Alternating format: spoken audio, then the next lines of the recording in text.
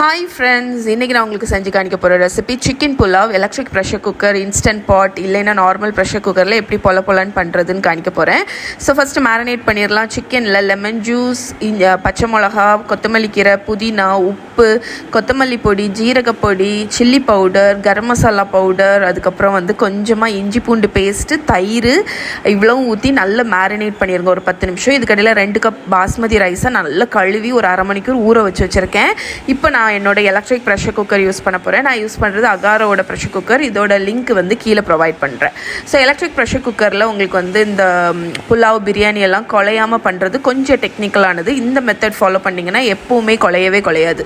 சாட்டே mode set பண்ணிக்கோங்க. அதில் நெய் அண்ட் ஆயில், நான் கோகோனட் ஆயில் ஆட் பண்ணுறேன். அதில் ஹோல் ஸ்பைசஸ், பட்டை, லவங்கம், ஜீரகம், ஏலக்காய் எல்லாம் போட்டு தாளிச்சிட்டு 2 பெரிய வெங்காயம் ஸ்லைஸ் பண்ணதை போட்டு நல்லா கோல்டன் ஆகிற வரைக்கும் இந்த மாதிரி சாட்டே பண்ணிடுங்க.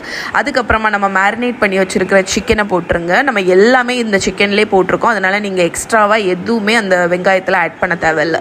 சிக்கனை போட்டு ஒரு 5 மினிட்ஸ் நல்லா சாட்டே பண்ணுங்கள். 5 மினிட்ஸ் சாட்டே ஆனதுக்கப்புறமாட்டு நம்ம வாஷ் பண்ணி வச்சுருக்கிற பாஸ்மதி ரைஸை ஊற வச்சு வச்சுருக்கோன்னா அந்த ரைஸை வடிகட்டி அதை ஆட் பண்ணிக்கோங்க. 1 கப் அரிசிக்கு 1.5 கப் தண்ணி விடணும்.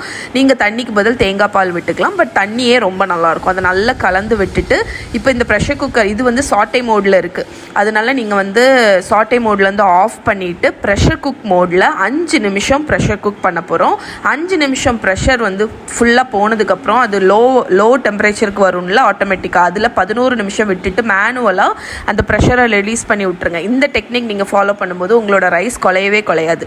சப்போஸ் நீங்கள் ப்ரெஷர் குக்கர் யூஸ் பண்ணுறீங்க, எலக்ட்ரிக் இல்லாமல் நார்மல் ப்ரெஷர் குக்கர்னால் ஒரு விசில் வச்சு எடுத்துருங்க, அவ்வளோதான்.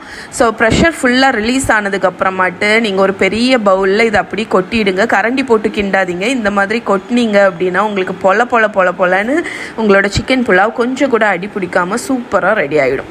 ஸோ கண்டிப்பாக இதை ட்ரை பண்ணி பாருங்கள். இதோட ஃபுல் ரிட்டன் ரெசிபி கீழே டிஸ்கிரிப்ஷனில் கொடுக்குறேன். அண்ட் மறக்காமல் நெய்யில் வறுத்த முந்திரி அண்ட் கிஸ்மிஸை மேலே வச்சு கார்னிஷ் பண்ணி சர்வ் பண்ணுங்கள்.